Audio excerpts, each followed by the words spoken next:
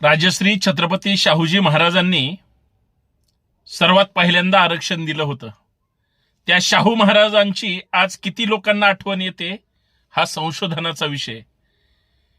आरक्षणाचे जनक जर कोण असतील तर ते राजश्री छत्रपती शाहूजी महाराज. आणि शाहूजी महाराजांनी अजून एक गोष्ट केली होती की करवीर संस्थांमधील जो कोणी व्यक्ती आपल्या मुलांना शाळेत जर पाठवणार नसेल तर त्यांना 2 रुपये दंड केला होता.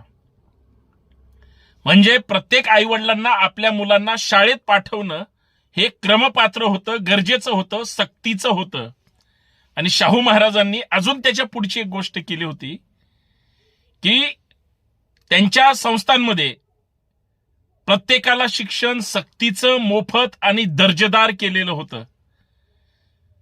शाहू महाराजांचा जर हा महाराष्ट्र असेल आणि जर आदर्श घ्यायचा असेल तर माझी राज्यकर्त्यांना विनंती आहे की राजश्री शाहूजी महाराजांचा आजच्या घडीला जर कुठला एक चांगला प्रसंग ज्याची गरज समाजाला आहे ती म्हणजे फक्त एकच गोष्ट आहे, महाराष्ट्रामध्ये प्रत्येक व्यक्तीला सक्तीचं, मोफत आणि दर्जेदार मोफत शिक्षण मिळावं.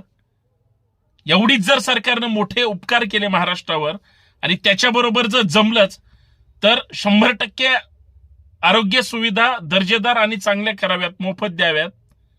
बघा या महाराष्ट्राची प्रगती काय होईल.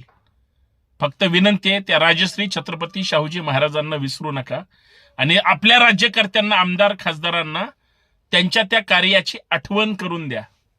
बाकी आपण सुज्ञ आहात. जय शिवराय.